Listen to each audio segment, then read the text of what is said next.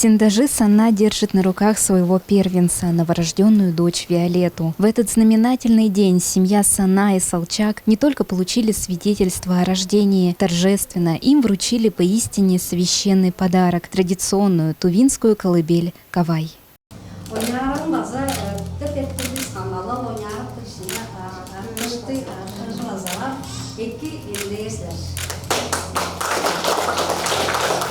Организаторы мероприятия «Центр тувинской культуры» и общественная организация «Анза» сделали добрый жест молодоженам с целью возрождения старинной тувинской традиции. В новой люльке под убаюкивающие мелодии будет засыпать Виолетта, а потом и ее дети, внуки. Кавай станет новой реликвией рода Сана.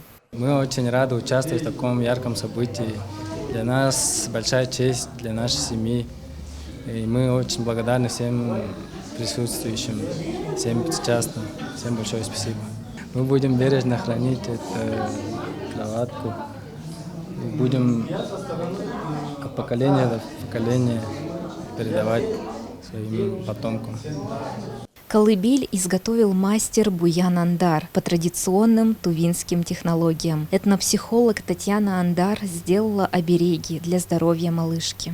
Мы очень надеемся, что, подарив эту колыбель, мы запустим в этой семье красивую традицию, что в этой колыбели у них дальше будут расти еще новые дети. Потом в этой колыбели, чтобы росли дети внуков, дети детей внуков и так далее, чтобы она передавалась из поколения в поколение.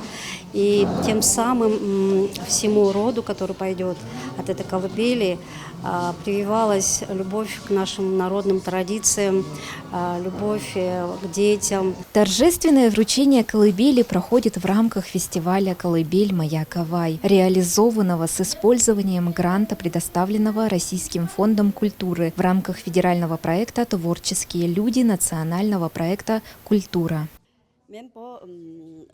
Я очень радуюсь, что моего внука так поддерживают. Самое главное, чтобы они были вместе. Мои дети удостоились чести, что получили такой кавай. Радуюсь. Родители тоже радуются. Мы все очень счастливы и благодарны.